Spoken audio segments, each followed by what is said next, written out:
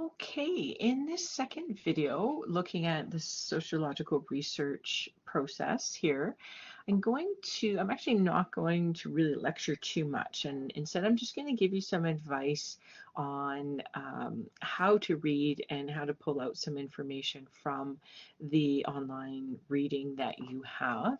Again, I'm not, you know, I'm trying to make sort of the material you need to go through lighter than it needs to, then, don't want to make it as heavier than it needs to be. And if the online reading covers everything just perfectly, I don't have anything to add. I'll just let the reading, speak for itself here. So that's sort of the case here with this section and this part of this topic. So first, switch to the slides here. So for the reading for this bit here, we are on, actually it's the second page, 2.1. In the assigned readings, which is titled Approaches to Sociological Research. And so, so for that particular page, for sure, read, you're going to start in on reading it here. And actually, I'm going to switch over to it because I don't want you to read the whole page. I do want you to stop at a section called hypothesis formation. So actually, let me see if I can do this. Navigate out of my slides and show you the online textbook, share application, allow, share that window. So see if I clicked all the right buttons. Yay.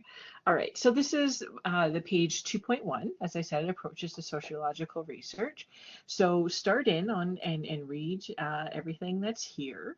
And keep going. And some of this we've kind of already covered. We just covered that in the last video. And I'm just going to keep, so scientific method. So this is sort of new material now. So this all is a really good description of what the scientific method is and the steps in it. And so actually that's kind of what's highlighted here, the steps to the scientific method. And we'll see there's going to be headings for each of these steps, starting with asking a question. So keep reading, and what did I say? I said stop at here. So don't read hypothesis formation. I believe I don't want you to read that section. So stop here, read everything above that there. Okay. And that's just for this page. You're also, reading the next page, which is the research methods section. And in this section, they are going to, or Little goes through some of the different types of research methods. So, and I'm also not going to provide you any additional information on that. Instead, what I'm going to do is I'm going to give you some advice on how to take some notes from the online textbook that will be helpful for studying and preparing for the test and for doing the journal activity. Okay, I'm going to have to reload my slides here. Just give me a second. All right. So as I said, I'm going to give you some suggestion for taking notes from the different methods that Little covers. And I have created a little table here. And and so you can recreate this in your own notes and whatever sort of makes sense to you. And it's a table where we have on the ones, the first column, we have all these are the different research methods that the text is going to talk about. So it's going to talk about surveys, which are also called questionnaires or interviews, fieldwork research, which includes observation studies, ethnographies, case studies, experiments, and then secondary data analysis, which includes things like content analysis and analyses of documents there. And so what Little Little will definitely include information on some of the key features, the concepts, the points about surveys, fieldwork, experiments, as well as strengths and advantages of each of those sets of methods, and limitations and disadvantages of them. And in fact, I just scrolled down. Yeah, in fact, Little, the online textbook actually has its own table where it mentions the methods. So survey, fieldwork, experiment, and then they have a column. He has a column as implementation, but that's questionnaire and interview, and then advantages and challenges. So you can pull information from that table, from the other content in that chapter on all three of those columns. I'm going to give you make a different symbol here. I'm going to give you kind of common questions, generic questions that researchers, if that's what the researchers kind of wanting to ask, this is the method that they would choose for each of them here. So let's take a look at those here. So I'll let you fill out the other three columns, but let's just take a quick look at these. So for surveys or questionnaires, if the research question that a researcher wants to answer is something like they want to know what the opinion of people is about something, opinion about a certain political party, or opinion about a recent current event, they would use a survey. Could use a questionnaire or an interview, but it would generally be a survey. Anytime they really just want to have people tell them something about something, questionnaires, interviews, surveys are just the best way of getting, information straight from a person, by just outright asking them. So you can either ask people to fill out a form. Now they're pretty much always online, a survey or a questionnaire online, or you can sit down and have a conversation with them, which would be an interview there, to ask those sorts of questions. So that's survey. Field work is just that. It's a researcher kind of goes out into the field, and for sociological research, it's basically going out into society and doing observations, or doing what's called an ethnography, or doing a really specific detailed case study of a specific place or group of people. So questions that anyone doing a field work would ask, are things like, what would it be like to be a member of that group? Or what do the actions mean to the members of a group in certain situations? Now, these are not, I should note, these are not the only questions someone can ask, but I'm just giving you a little taste of the different, sort of things you would use to, depending on the evidence and the information you want, which is derived by these sorts of questions, that then sort of suggests which tool would be better at using to get those answers. Experiments, very highly controlled, very, natural, very kind of natural sciences, kind of focus. We still use experiments in social sciences like sociology.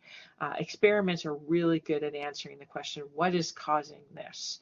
And looking for the relationship between two very, two things here. And then lastly, secondary data analysis. And is, ask questions like, what are some inferences that could be made from a set of data? What messages are being conveyed in this data? For example, content analysis. There's some really interesting studies out there that people will do content analysis of advertisements, commercials on TV or the internet, or wherever we see commercials nowadays.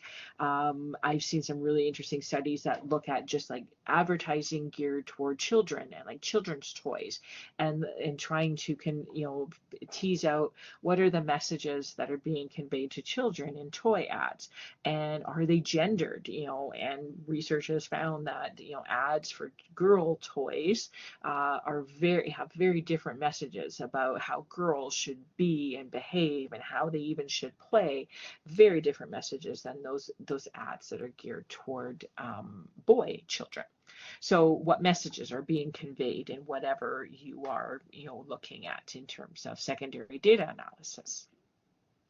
So I'll leave this to you to kind of pull the rest of the information, the description and details and that sort of thing of each of the different methods, in terms of also when it would be good to use one method versus another. I'll also remind you there's some other key concepts that you're responsible for this topic, and so those are here on the screen, and these will be discussed in little in the online textbook in relation to specific methods here.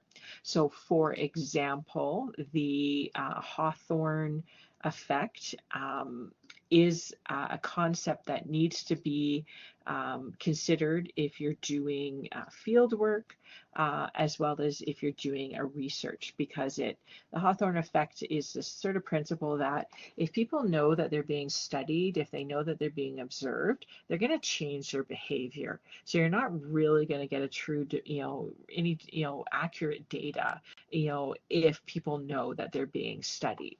Now, there are ways to, minimize that knowledge and not tell people they're part of a study, but this is that concept of reactivity and the Hawthorne effect. Reliability and validity are actually, they apply to all of these methods, and researchers need to make sure their measurements and the data that they're collecting is going to be reliable and valid. And again, little we'll discuss and define the difference between those sorts of things. Generalizability also is also a concept that's applicable to all of these methods here, and it's just, and it is actually kind of connected to the next set of concepts here. When we do sociological research, we can't study everybody, so we have to have a sample, right? And a small group of people that we can interview or that we can put through an experiment. And so researchers then also need to consider, who's part of that sample, so that they can start to make, generalizable statements beyond just the people that they studied. So can they make, broader statements about, whatever they observe being true for more people, again, beyond those they just studied there. And then lastly, thick description is a concept that's a little bit more applicable to more so to interviews within the survey category, and then also with field work and that sort of thing. Maybe also secondary data analysis, depending upon what you're doing. Thick description is a concept there. All right, so hopefully let me look at, oh, there is no journal post question for this topic, so yay on that. All right, we'll leave this video right there.